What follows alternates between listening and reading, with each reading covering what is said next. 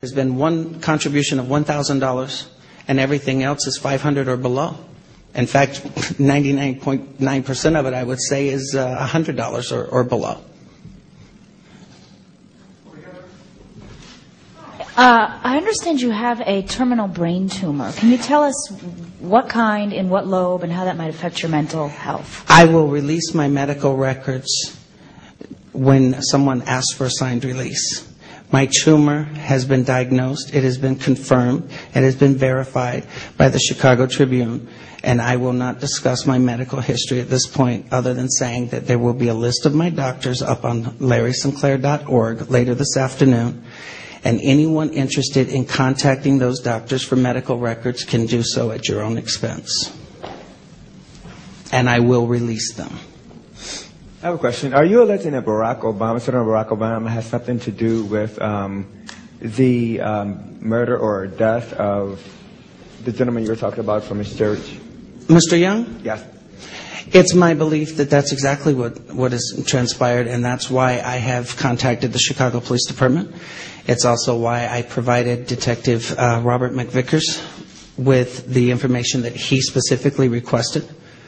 And yes, that's exactly what I'm alleging. I am definitely alleging that it is my belief, okay, that Barack Obama and Jeremiah Wright either knew who or had the person that killed Donald Young killed. Yes, that's exactly what I'm saying. Sir, I'm wondering if you could remind me which records you would like to have released by the Obama campaign. It sounded like the list was rather extensive and it spanned a number of years. Well, no, actually, the only thing we asked him to do was authorize the release of his cell phone records from November 3rd to November 8th of 1999, and we would actually go for those records and obtain them if he granted permission. The other records, I believe the only thing we're asking for is his email account records and cell phone records from, September 2007 through December 23rd of 2007, and January 18th through February 29th of this year. Pardon, it's interesting. Wouldn't the right love to comb through those records, I'm sure, to see what they could find, even if it's completely unrelated to what you are saying here today? Well, first of all, I don't know who's referring to the right or the left, because I'm kind of like, I'm one of those middle kind of people. I don't tend to fluctuate on either side. And as far as combing through those records, we've asked those records to be authorized to be released to us in a federal civil case. I have no intentions of disclosing his personal records. I mean, want to subpoena them for evidence purposes, nothing else. Sir, yes. I'm sorry if I missed the answer to this earlier. Who is paying your fees?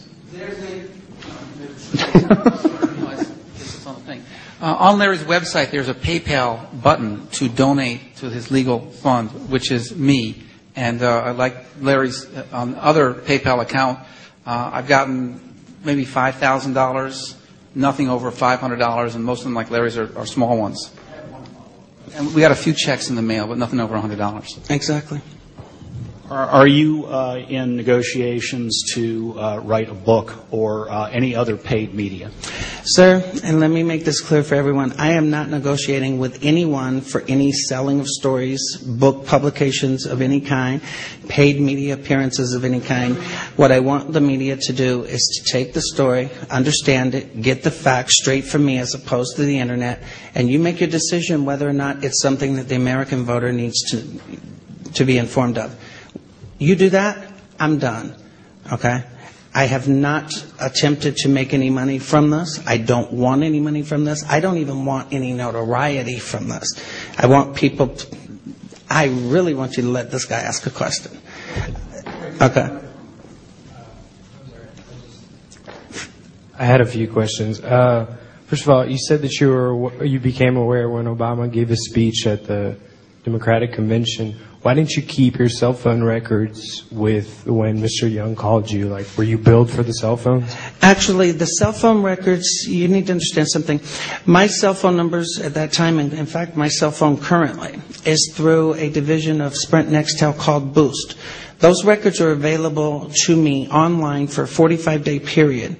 Now, they do have the records, and they actually have confirmed that. And I've agreed to have them, I've turned them over to the Chicago Police Department and actually authorized their release to them, which they don't need me to authorize. I have personally contacted Sprint Nextel approximately 2 weeks ago, asking that they dig up the records off of their system for each of those phone numbers from those periods and provide them to us. And I was instructed to make that request over a web form on the Sprint website.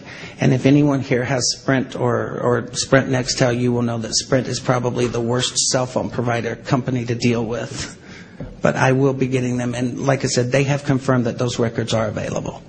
Are you going to post those on your website as well? I will. And do you have the names of your best friend that you were visiting in Chicago? Has he testified or just said on the record that, yes, he was in town in Chicago because of my son? I will tell you this. John Crutzen from the Chicago Tribune should be able to confirm that that's been verified. I will not release my godson's name. Not with the attacks that have been leveled against my family and my childhood friends in South Carolina. I'm not about to let these people do that to him. I will tell you the last name is Dukes. That's all I will tell you. Dukes. All right. And last question. In your first YouTube video, you did say that the events took place between November 3rd and November 8th. And now you said that they started on November 6th. No. What I said was that I was in Chicago from November 3rd to November 8th. And see, this is another incident of misrepresenting, people twisting it. My statement was, while in Chicago, between November 3rd and November 8th of 1999.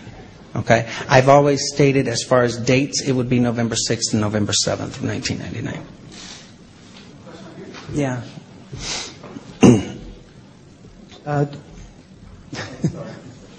Hello.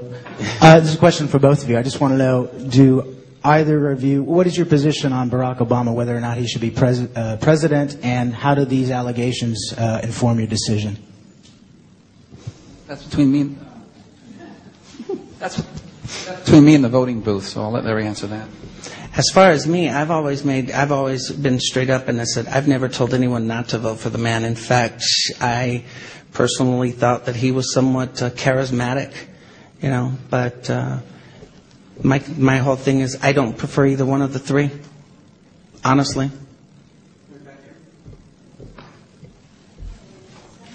Hello? Yeah. Senator Barack Obama is a charismatic person. Did you fall in love with him when you had sex with him in 1999? And secondly, what are your feelings today? What are your feelings? Okay, first, no ma'am, I did not fall in love with Barack Obama. But it's a good question because people have made that allegation. No ma'am.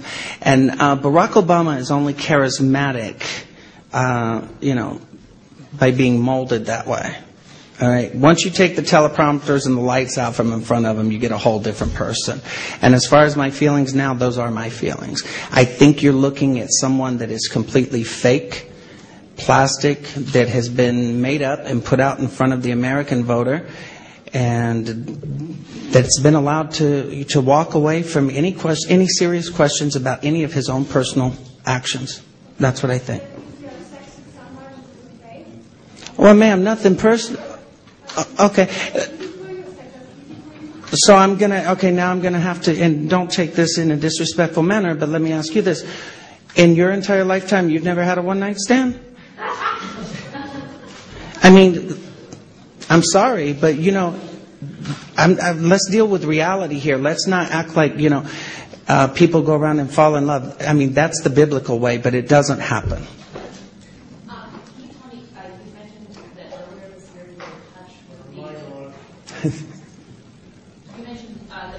You were in touch with the limo driver. Can you detail that contact? And did you save those phone records? I was in touch with the limo driver, and the contact was basically letting know that I had made public allegations on YouTube after having notified a reporter with the New York Post, who the Post had decided that it was just a little too hot for them to run with at the time.